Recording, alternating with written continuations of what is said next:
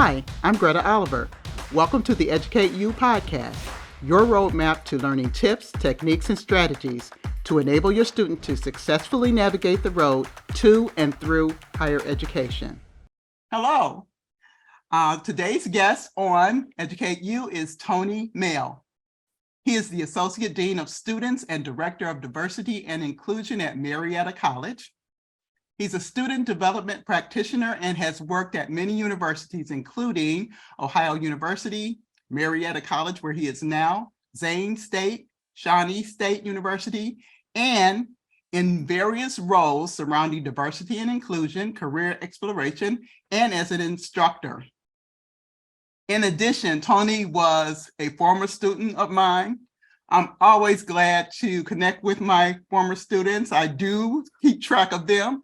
And I love to see what their career path ends up being and where they end up. I'm so proud of you, Tony. Thank you so much for coming and welcome to EducateU. Well, thank you for having me. I have to say I'm where I am today because of professors like you. So I appreciate all the support, encouragement, and knowledge and wisdom that you've given me over the years. I certainly appreciate you saying that. I'm so happy to hear that you're doing well. I'm so proud of you. Now, today, Tony joins us in the second season of EducateU to discuss the new minority on campus. And as many of you may not know, there's a new minority on campus. And what do you think that is? It's actually the lack of male students in education, in higher education today. So this has actually been a trend that's been going on for some time. It was even going on when we were working together years ago at Ohio University. But now it's really coming to the forefront. It's not getting any better. It's actually getting worse. And a statistic that I read from Higher Education Journal stated that in fall of 2022, women represented 56% of the students on campus. And as of 2022, an average of 2.2 million men are disenrolled from college. So that's crazy. And that statistic comes straight from the Department of Education. And so this is really horrible. It's a horrible statistic to even think about. And so what we want to do today is have a discussion about this and the fact that there are fewer males in higher education or going into higher education or even thinking about college. And we want to examine why that is or what can be done to solve that. And so since, Tony, you have worked on so many college campuses, even more than I have, I'd just like to get your thoughts on that. Do you have any idea as to why this trend is increasing and why it's occurring in the first place? I think one of the things is the lack of support when it comes from community support. I wouldn't say exactly higher education support, but it is a factor as well. I would say community support. As you and I both know, it takes a village. Mm-hmm. It takes a village, especially those of first generation, underrepresented, underserved background with these students. But that lack of support and what they come to higher education, they're not prepared of surroundings. They're not prepared in regards to study habits, time management, and so on and so forth. I know that one of the trends that we see here is a lot of our male athletes a lot of our male students are athletes, and they believe that they're on college campus to play play sports. And they're not ready for the aspect of classrooms. They're looking for the fields or the courts, and we find that especially with our young Black men of color. They're here to play sports, and they don't have that support from their home, from their environments, from their school, local school system, and so on and so forth. And I think the other factor, would be preparedness. A lot of male students that we see are not prepared mentally and academically when they arrive at colleges and universities. And I see that trend throughout. Retention. I think recruitment can be easy. Retention is the main factor. Retain students from one semester to another, or even 1 year to another. I see it plummeting, and I see it getting worse as a result. Okay, that makes perfect sense. Just from the standpoint of kind of thinking about what male students need, and then even beyond male students of color, I think because male students typically, even from the beginning of their elementary education, sometimes they are a bit behind the female students, and sometimes they don't learn to read as fast. They are not in, when I think about even reading, I want to go back to that point. I think that it is so important for students to have success in reading to be able to even be successful at all in school. I think that's the main thing. If they could get that success in reading and feel that they've accomplished that goal of being a good reader and being able to read and retain and understand what they've read, it goes a long way with that self-esteem and feeling confident in the classroom. And I'm looking back and I'm kind of thinking about how, young male students, kindergarten, first grade, when they don't feel that sense of accomplishment, then you have the idea that school isn't for me. I hate this. It's not anything or any place I want to be, just because they have that lack of self-confidence and they know that they're struggling in a certain area.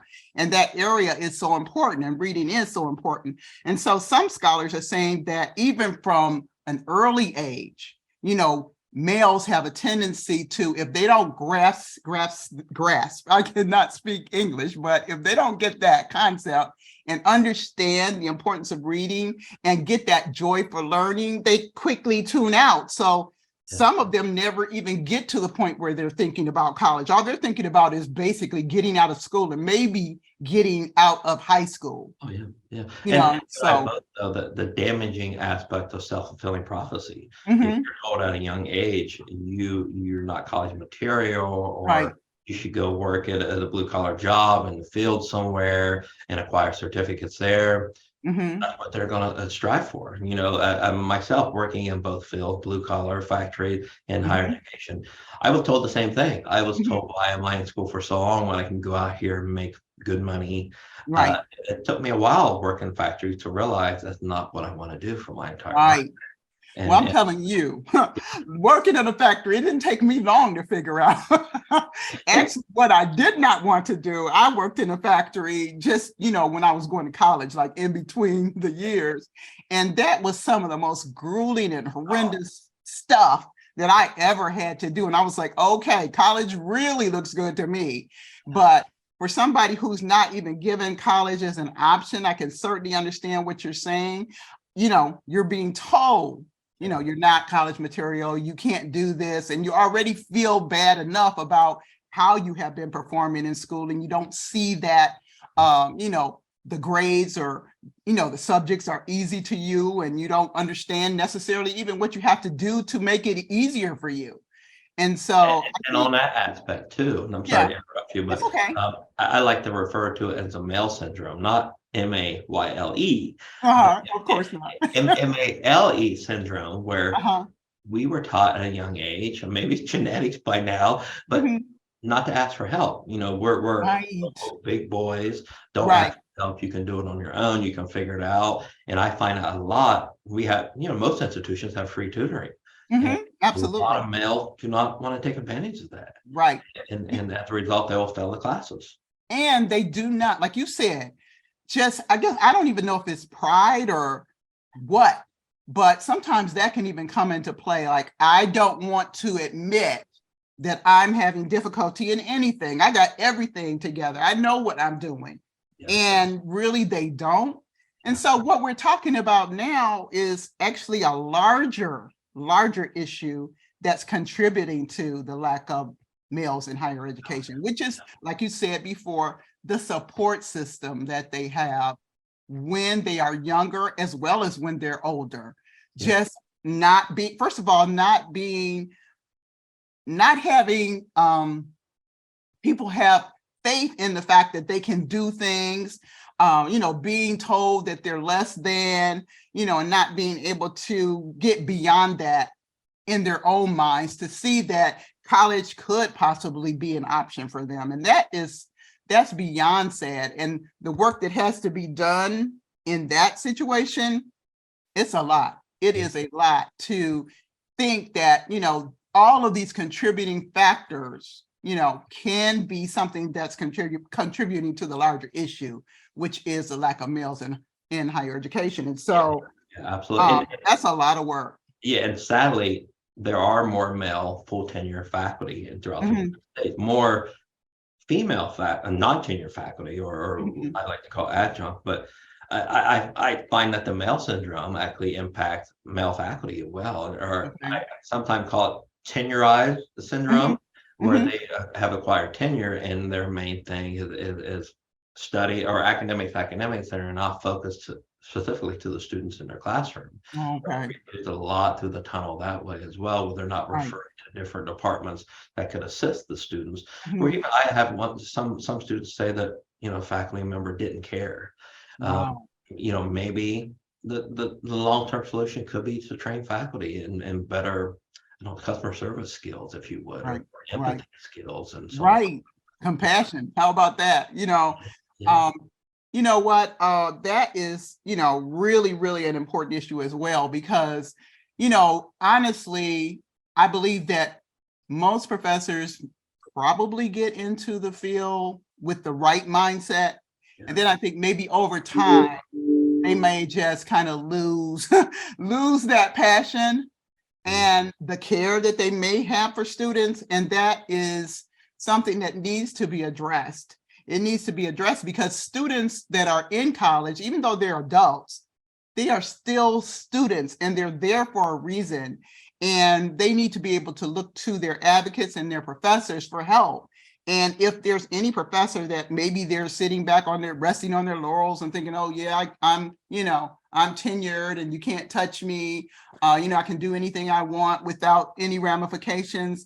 They Mhm. need to be put through training to continue to care and honor these students as students and to really do their jobs, which Yeah. is to teach students, to educate And students. that's why a retention should be community, campus-wide, Mhm. structure or act that's practiced. Right, absolutely. Responsibility. Absolutely. And so I think another issue that we kind of mentioned, but did not mention per se, is the pipeline. There's got to be a pipeline for these students, and that's male, female alike. We talked about, actually recruiting, retention, but there needs to be more pipelines, I believe, that are available. And I know there used to be some really strong ties, like with I'm specifically thinking about like maybe OSU and some of their programs that they used to have that would like mentor these students. They need mentoring, and Mhm. they would have students in certain groups, and they would start maybe like in the 6th, 7th grade or something like that before the students have completely checked out. Yeah. And have them come into campus, have them being able to participate in summer activities and things so that they could actually see themselves or envision themselves on the college campus. And as those become fewer, a lot of students don't have any introduction to college until they're getting out, they're graduating high school, and they see that some of their peers are going somewhere and they may not have even thought about it. And so then I get a lot of people who are like clueless about what the process is. And it's okay to be clueless as long as you know where to go to get the information that you need. Yes. But they haven't ever been on campus. They've not been to any programs. They don't know what it's like. And a lot of times there's no one in their family who has been to college, and they've not been able to visit their siblings there or anything. And so it's just not even in their mind as a possibility. Oh, yeah. And, Mhm, and and the whole aspect of if they really looked at it as a college is I'm purchasing an item, and you want mhm, to shop around for the cheapest and best item you can find. And for instance, we've had a couple of students that our basketball team is really great here in Division III, and mhm, one student that we have from New York, he just saw a YouTube video of our basketball team and decided to come here. mhm, But yet he didn't come and look at the academic programs and the structure of the academic program. As a mhm. result, he's not doing so well as a result. Right, right. And you know what? That goes right back to your other comment earlier about how student athletes come to campus and their mind is not on anything else about the college itself. No. And ultimately, they are there to get an education as well as perhaps play sports, Yeah. but they don't even have that in their mind as an option. It's just like, I'm here to play basketball, and that's where my focus is, but yet that's the only thing you're doing. You're not doing anything academically. You're not building yourself up in any other kind of way. You're not growing in any kind of way. And so, if you're struggling, you don't go for help. You don't know where your advocates are. You don't even know what's on campus because you haven't done any exploration of the offices and things or people who could possibly help you. And it's just a vicious cycle at that point. And those students are often lost. They leave, they end up flunking out. And that's just an opportunity lost. Dr. Oliver, a lot of these students I see are first generation. Through my office, underrepresented, underserved students, usually students of color. And they leave here with not only that stigma of failing academically, but they leave here in debt. So for them, these students, they may not be able to enter any higher education institution ever again. Right. It's a vicious cycle. It really is. Yes. I really feel for these students because I feel like we're doing them a disservice by not, first of all, working with them where they are to build them up, to understand that, college could be an option for them. And I'm not ever saying that college is for everybody. College is not for everybody. Some people do not need to step foot on a college campus, honestly. But for the ones that do want to go or, want to see another way to perhaps, help them in their life or help them in their career or, give them satisfaction, they should have all of the cards put on the table about what they're getting into and what it means. And then, do a practical and logical smart search for a college campus that does not end up with them being totally overwhelmed by debt, hoping for some miracle that it's going to somehow be forgiven or erased. Just go like it's not going to ever be erased because it probably won't. I'm just saying. And just, do a comprehensive search because there's a college out there for everybody that wants to go. And it doesn't always present itself. You have to look, and getting on college campuses and going on college visits and going and participating in college programs can at least show you what college life is. And then you have the expectation and knowledge that you need going into that situation to realize that there's a lot of aspects to college. You can go, but you need to definitely be able to have a plan to be able to get through college and to be able to persist. And if higher education institutions, I know we're all worried about the bottom line, recruitment, but if they really value the potential student and let them know of not just college university options, but degree options, whether it be associate's degree, bachelor's degree, certificate program, there are many options out there for students to utilize. Right. A lot of certificate programs will get them exactly where they want to be. Maybe even on the community college level, there's no shame in going to a community college, and it's no shame in, going to a trade school or, getting your skills from a vocational school. There's no, all of this leads to your satisfaction and you being able to be self-sufficient and take care of yourself. And it does not have to be a 4-year degree, but we still, at the very least, owe all of these students information about every aspect of the college process, as well as other options in case they do not want to go to college. Absolutely. And so I think as well as funding resources too. Right, absolutely. Versus loans and so on and so forth. Absolutely. The financial piece is very, very important because that a lot of times dictates everything else. If they are looking for finances to go to college, it's important that they know never to give up looking, because a lot of times you'll find finances and help after the first year. Sometimes you don't Yeah. find a lot of help in the first year. And if Mhm. you're going to a 4-year institution, you can get help through the dean's office. A lot of times, if you're excelling in your major, you can get help that way. And a lot of professors know about different things that are coming up and that they can apply for. So it's always a good idea to keep your eyes open as a student, regardless of, if you didn't get a lot or what you expected in the first year. And so all of that is just important. Knowledge, just overall in general, knowledge is just power. It honestly is, because I think if we endeavor to help these students, all students, and particularly male students, because we know they struggle and we know that there are not a lot of males on campus.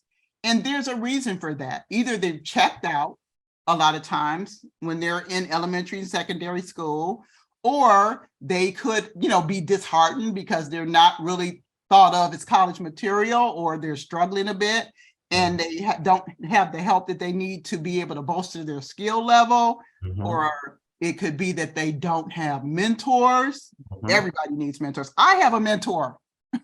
My mentor is like 80 something years old, but he is my mentor and he helps me so much. Mhm. And everybody can learn from somebody else who's already been through this. That's what mentorship is, making it easier for the person that's going forward by the help of someone who's already been through it. And Yes. so Yeah. mentorship, pipeline programs, all That's kinds why of male to male groups are so Mhm, they're becoming more popular in institutions, but they're so much they're so needed on higher mhm, education institutions. So mhm. and like I said, we suffer from that male syndrome. And I Right. think a lot of what I've seen in this newest generation is I like to call it instant gratification generation. And I Mhm, worked with some of these students in the past at another university or another college, and mhm. a lot of them expect to be making money right away, money Absolutely. like money you would need a college education for. And I've had Mhm. employers tell me that they have people come in that want double the hourly rates and what they offer Wow. with no degree or no experience. So, Mhm, so I see that a lot too. Some students get frustrated and they say, mhm, this is hard. I let them know if college was easy, the mhm, degrees mhm, would be quite easily handed out. And I, try to tell them, look at the light at the end of the tunnel, but they're mhm. all about, a lot of them, about the instant gratification of money. Instant gratification. Yeah. Absolutely. Absolutely. I think, I'd have to agree wholeheartedly with that statement, because it's almost like a sense of entitlement Yeah. that is pervasive in this generation coming up. And, a lot of things they haven't had to, this is a general statement and some people may not agree, but a lot of them have not had to work for really anything. And getting a college education, as well as getting training, Mhm. is work. It's Yeah. not something that even should really be handed to you. Mhm. I really feel like you need to pay your dues in some way, shape, or form, before you are in the position of so-called arriving somewhere. I don't even know what that means anymore, but you just honestly need to realize that this is not a game. This is not, this is your life. And, while I said before, and I still stand by the fact that, college education is wonderful for the people who really want to take advantage of it, and it can be a game changer. It Mhm. honestly can be a game changer. It can change your entire life and the lives of your children, and it's very important. And that's why, we are still talking about it here on EducateU. It's like, okay, guys, this is important. And if this is something that you want as a student, you need to do everything you can to find out about what it entails Yeah. and what it will take on your part to be able to be successful doing it. And Yeah. so, so we talked about mentorship programs. We talked about, is the degree worth it? And, a little bit about that with the instant gratification discussion that we just had. A lot of students don't feel like the degree is worth it. They feel like whatever they figured out on their own somehow, or TikTok followers or whatever, they know everything about everything, and maybe they do, but there's some other people who need to go another route. So for those individuals, Or they're going to play pro sports too. or that, or sports. Yeah. But then you know what? A lot of times when the students come in and they're athletes, if they're very good, they'll do that one and done, in and out. They went to college and fooled. I wanted to say something else, but they fooled around for that year and they are gone to, pro. And so, they really still don't know what college is about. I have a lot of respect for, some of them that stick around beyond that and actually get their degree. But, that's neither here nor there. That's just my personal opinion, because I think education is so important. I think sports is a way in which someone can get a college education, but you have to still remember why you're supposed to be there in the first place, I guess is what I'm trying to say. And I remind students that once you acquire that degree, it's yours forever. Unless Right. Plagiarism, but it's yours Right. forever. Never be taken away from it. Right, absolutely. And if you get injured playing sports, Yes. you're done. You're done. And that pro basketball career could be gone in a heartbeat. And so, you have to weigh all of that stuff. Yes, You honestly have to weigh it. And I think for a higher education institution to try to recruit and retain more students from underrepresented backgrounds, they also need to practice the mirror image concept. They need to have employees that represent those they're trying to recruit and retain. Absolutely. Absolutely. Everybody wants to see somebody that looks like them represented where they're going to school and in society, and so that goes a long way. And so we can kind of talk about, maybe, how that can be done, or what ideas do you have for that, as far as having more individuals who are representing who they're actually teaching or serving. What ideas do you have about, maybe getting more people in the workplace? Well, I think for some institutions that are smaller in size, expand your application process, expand your searches throughout the country, and be up to the scale of the pay to get those people into your institution, but also keep those people that you're bringing into the institution. Also, support systems. We talk about support systems with students. We also need support systems and mentoring for our employees. Absolutely. Our employees from underrepresented, underserved backgrounds. We need that for them as well. So, I can't stress enough. Majority of institutions throughout the United States are predominantly white institutions, and a lot of them have a hard time recruiting and retaining employees from diverse backgrounds or underrepresented backgrounds. And 10 years ago, there was a influx or increase of recruitment and retention of students of color entering higher education. Now it's on steady decline, and retention, the worst of those students that are in higher education, it's even worse than what it was. So in my opinion, mirror image is one of the contributing factors to retaining those students, and mirror image with employees can also attract more employees from underrepresented backgrounds. Right. And it also, kind of affects the students in like a trickle down effect. Obviously, you want to see faculty and staff that look like you, but you also want to have peers that look like you as well. And so, it can just be like vicious, yet again, another vicious cycle, as we've been talking about the whole time we've been having this discussion.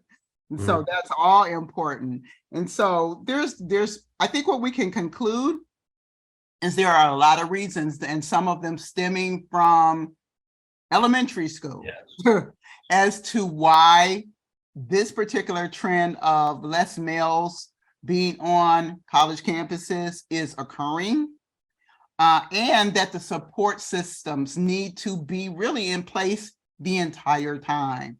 I think, like I said, mentoring, role models, seeing people who look like you, finding out the necessary information about what college is and what college is not, is all really, really important and key to the success of us having this shift turn around. Because like I said, it's been going on forever. It just Oh, seems like this is not a new thing. It definitely it's not new, but it's also not getting, it's not even holding steady. It's getting worse. mhm. So, I just felt like we needed to kind of talk about this and what can be done. So I think each one of us can, try to implement change as we can from on our own level, our own platform.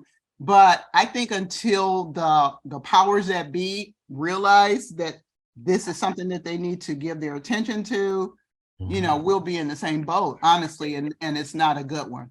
I think traditionally college and universities have recruited from high schools. They go to high school juniors, seniors, what have you. And I think we forget about that population, which is majority males who want to work in the field, if you will. They want to make the money right away. And they're not able to connect with them a year after high school graduation. So Right. there needs to be better alternatives or better ways to connect with those particular students that may want to take a year off, or Right. maybe did want to take a year off, but wanted to go out and work and try to make money, and they realize, oh, this isn't for me. But now they don't know what else to do. Right. They just get lost. Yeah, They no one's just actively recruiting them at that point. Right. That's a thought. Yeah. Maybe you need to start something, Tony. Well, Start a we talked national about doing- organization for the Yeah. people who fall into the crack between high school graduation and the end of Write that down and Absolutely. You better get your pencil and pen ready, get that computer going. That is such a good thing, and it's the fact that I can't believe it's not happening, but it seems like it's so logical. It certainly should be happening. What happens to everybody that kind of falls into that, oops, I thought I had it figured out, but I don't have it figured out and I need some help right now group? We need to be able to reach out and find these people. And there are some small community colleges that have partnership with local businesses, whether it be factories, and they have that pipeline for somebody who wants to work on a certificate. As a result, some of their employees end up going for degrees, but not all institutions have followed that path. Right. We need to get those individuals connected to one another. And Yes. then you could grow that, amongst universities, to kind of open that up to other people who don't have that established yet, because that's a huge need, because it's so many people that they really honestly believe they have everything figured out. Yeah. Hey, and I'm still figuring things out. So I know that they Well, hey, as long as they got a paycheck and they're staying with their parents, and yes, but got a car. How long are you going to persist in that? And that is kind of what this has nothing to do really with our conversation, but that's kind of what my next book, Career Roadmap, is about. It is really for people who have some years under their belt. They're out of high school, they're out of college if they went to college, and they are just really examining their lives and saying, this is not it. Yeah. I am not where I want to be. I'm not anywhere near what I thought, my life would be. And then they find themselves in a job rather than in their purpose. Well, with less, that's what that's all about. Yeah, I think that's perfect because it fits the times. Because with less students graduating high school, so especially less males graduating high school, and I think the non-traditional students are going to be the saving grace of higher education institutions throughout the United States. They really are. Yeah. Absolutely, because either they're going to go back to school and get some kind of trade, or either they're going to be able to leverage whatever gains they have made in these jobs that they were just working, and be able to rebrand themselves into something that a hiring manager wants and needs. Absolutely. And so that's my next that's my next thing I'm working on. But it's just all of it's important, because what we're talking about is success where you are, honestly, and striving for that and finding ways in which we can help people to reach that in their lives. Whether that's college or not, trying to do something to help somebody be self-actualized. We talked about that a lot in the past. Get where you need to be and be satisfied and happy where you are in your purpose, living the life that you have dreamed about. Yeah, You you know, know, years now- ago, when I was heading, we talked about working in factories earlier. I remember years Mhm. ago, I was heading to a factory. There was like a little sign in his business and he had a quote there. And I used it for several of my career classes, my counseling classes, Mhm. and it said, unless a job means more than pay, it'll never pay more. So Yes, really have to love what you do. It doesn't, money absolutely. is not a factor to bring you Right, happiness. right. It can for a short amount of time, Yeah. but it can be miserable if you hate what you're doing. You know what? It is miserable. I went to jobs that I hated. I did it. Kicking and screaming and crying every day, went and did it. And it was miserable. You know, you gotta find what it is that you are supposed to be doing and get in that, however you get in it. And then be able to be successful at that. And that's the bottom line. We're just trying to help people get where they need to be. And in regards to retention of our male students and students from underrepresented, underserved backgrounds, the key word I always like to use is empathy. You know, the E word, use empathy. Treat others the way you want to be treated. Try to understand where they're coming from. Talk to them, get to know them. And I can't stress that enough, but it seems to be one of the hardest things to do for a lot of higher education. Right. You know, that requires vulnerability. I cannot speak today, and that's okay. We're going to continue with understanding what I'm saying, even if I'm not saying it correctly. But just being vulnerable to put yourself out there, you know, to reach out and actually care about somebody rather than just like doing a task. You know, get to know the person, find out what they're all about, and then do the best you can to try to help them get where they want to get. You know, that's the bottom line. And that's what I know we are all about as, you know, student development practitioners, and always have been. And so we're just hoping that some of these ideas can, you know, be utilized somewhere, or maybe we can get something started or put in even an idea in somebody's head about ways in which we can make the situation better and maybe turn some of these negative trends around. And I think we all have to remember we're working with the future leaders of tomorrow, and we want to have a lot of options for the future leaders of tomorrow. So it's up to us to treat those students or youth the way they need to be guided and mentored. Absolutely. So find happiness and success. Yes, yes. All of us will benefit from that. Yes, absolutely. Yep. So Tony, so glad to talk to you. Good to talk to you. I appreciate your viewpoint and all you have learned, you know, over the years in your various, where you wore your various hats at these different universities. It's all important. And I'm just so thankful that you came and shared with us today. Well, I got my foundation from you, so I appreciate that. I appreciate that. All right. Okay. Well, thanks so much for coming, and I'll see you next week. Thank you for having me. See you. No problem. Bye-bye. Thank you for joining us today on EducateU. If you wish, you can send me your questions or comments about the college going process or the podcast contents by sending an email to Dr. Greta at gretaoliverconsulting.com. Also, beginning each week after the podcast airs, check for a companion blog on my website's blog page at gretaoliverconsulting.com. My book, College Roadmap, Essential Tips for First-Time College Students and Their Families, is available for sale on Amazon.com.